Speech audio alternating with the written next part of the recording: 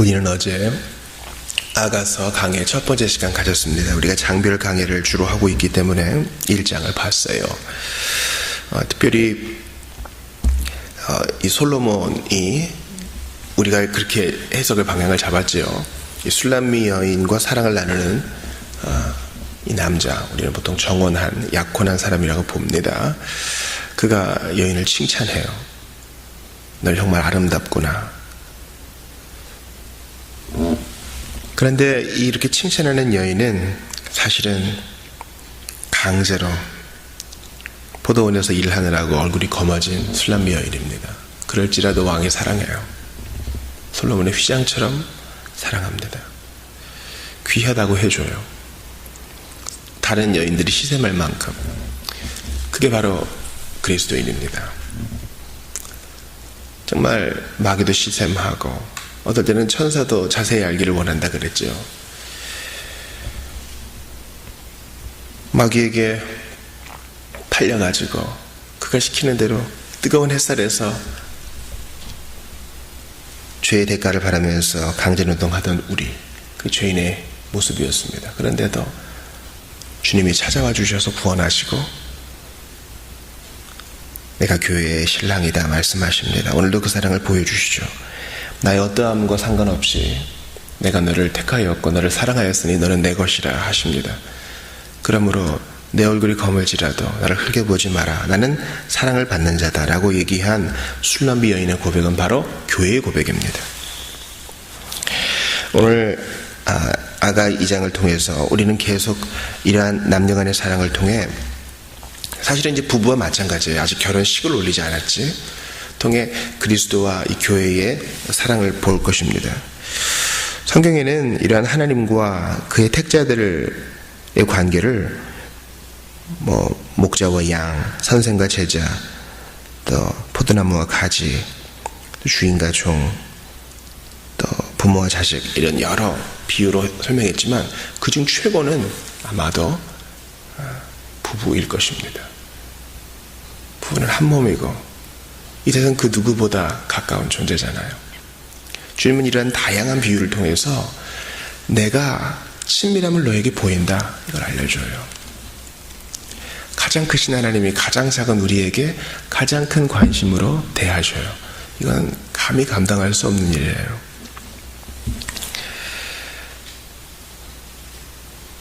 이 절을 보니까 여자들 중에 내 사랑은 가시나무 가운데 백합화 같도다. 이 남자는 가시나무와 같은 자들, 또 가시나무와 같은 세상 속에 있는 신자를 지금 얘기하고 있는 것입니다. 가시나무 가운데서 백합화는 청초하게 피어서 그 향기를 풍겨내죠. 우리도 세상 밖에 거하지 않아요. 우리는 수도원주의 찬성하지 않습니다. 수도원은 있을 수 있을지 몰라요. 그러나 모든 신자는 은혜 받으면 수도원으로 가야 된다. 그거 옳지 않아요. 제가 어제도 기사를 하나 봤어요. 지금도 TV에 잘 나오는 한 젊은 배우인데요. 힙합도 한다 그래요. 근데 어느 날 이제 예수를 믿게 되어서 내가 최정상에 있을 때, 최고의 정상 가운데 있을 때 그때 목회자가 되겠다. 그런 얘기를 하더라고요. 거기에 대해서 칭찬의 얘기도 있고 또 응원의 얘기뿐만 아니라 우려하는 얘기도 좀 있는 것을 봤습니다. 그럼에도 불구하고 참 그러한 연예계 가운데서 그리스도를 믿고 선택한다는 것은 보통 일이 아닙니다. 아주 귀한 신앙 고백이죠. 물론 은혜 받았다고 해서 다 목회자가 되거나 신학생이 된다는 것은 아주 옳지 않은 생각이에요. 우리는 수도원주의를 찬성하지 않아요. 수도원은 찬성할지 몰라도. 그러나 우리는 그런 극단적인 선택을 하지 않아도 세상 속에 거하면서 세상의 것이 되지 않지만 세상 속에 살면서 그리스도의 향기를 바르는 사람입니다. 그게 바로 그리스도인이에요. 가시나무 가운데 백합화 같은 여자처럼, 이 사랑받는 여인처럼 교회도 그러한 것입니다. 그래서 우리의 착한 행실로 그들이 알게 하라. 이것은 그리스도와 사도들이 이미 얘기한 바입니다. 내가 그 그늘에 앉았다. 여인이 얘기하죠. 3절에 보니까. 내가 그 그늘에 앉았다. 왜냐하면 내가 사랑하는 내 남자는 사과나무 같기 때문이다. 그래서 그 그늘에 앉아서 그 열매를 먹죠. 그러니까 이것은 뭡니까? 이 남자는 이 여인에게 나는 사과나무니까 내게 와라. 그래서 그늘을 제공해줘요. 쉼을 제공해 줍니다. 너무 더웠지? 여기서 쉬어. 여기 안전해. 쉼과 안전을 제공하고 과일을 제공해요. 먹어라. 즉 힘을 제공하고 달콤함과 즐거움도 제공합니다. 이게 바로 그리스도의 유익이에요. 그리스도의 그늘 아래가 아니면 우리는 절대 이러한 쉼과 안전, 즐거움과 달콤함, 힘을 얻을 수 없습니다. 우리가 누리는 모든 영적인 유익들은 다 그리스도의 그늘 아래에서만 얻을 수 있는 거예요. 그러므로 예수 없이 어떻게 신앙생활을 할 수 있어요? 그런데 언뜻 보면 예수 없이도 신앙생활을 할 수 있는 것처럼 보이는 사람들이 있어요. 예수가 별로 안 중요한, 자신을 돌아봐야 됩니다. 예수 아니면 나는 아무것도 아닙니다.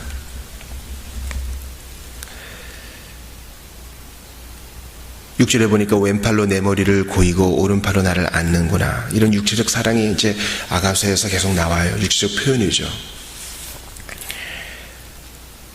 그들은 아직 정혼한 단계이기 때문에 성적 관계는 갖지 않습니다. 이것은 사랑을 위해서 끈기 있는 기다림을 암시하는 것입니다.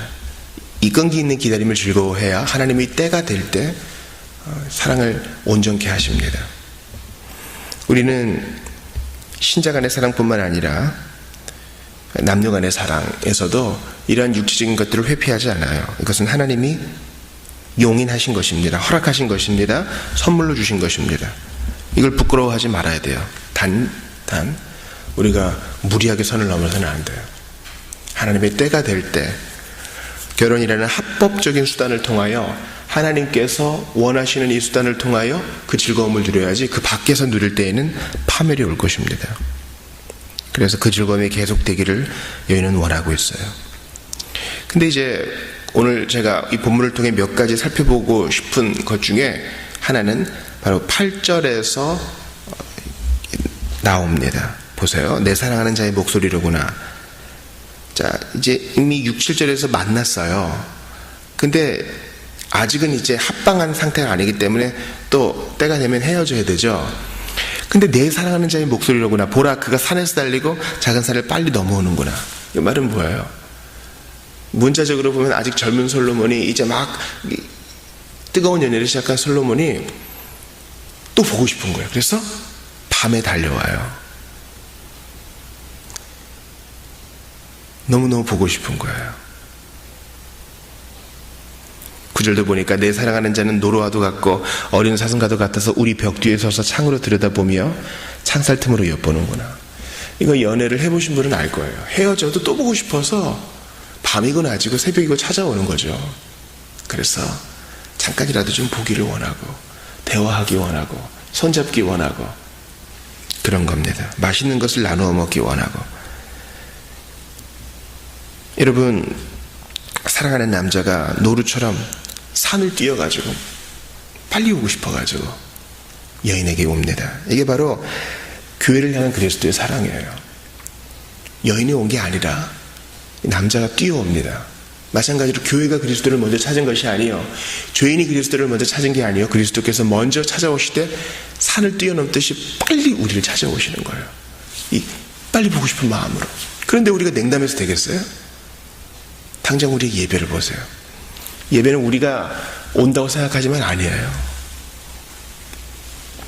우리가 예배 공간에 올 수는 있겠죠. 그러나 그리스도께서 먼저 그에게 뛰어오시는 거예요. 이게 아주 중요해요.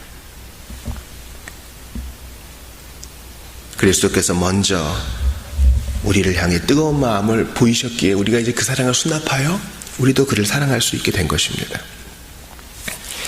봄이에요. 너무 좋은 사랑의 계절이죠. 남자가 손을 내밀면 말합니다. 너무 날이 좋구나. 나의 사랑, 나의 어여쁜 자야, 일어나서 함께 가자. 이제 이 남자의 초청이에요.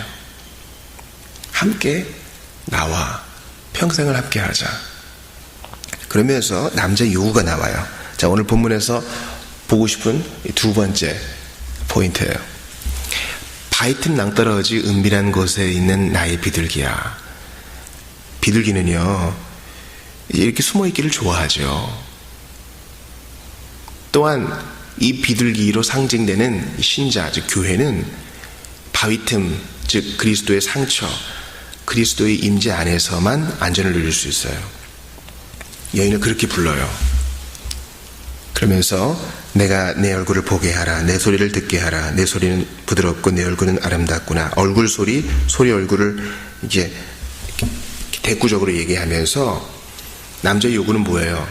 나 너 얼굴 보고 싶어, 보여줘. 나 네 목소리 듣고 싶어, 말해줘. 이런 겁니다. 이게 바로 남자가 여인에게 원하는 거예요.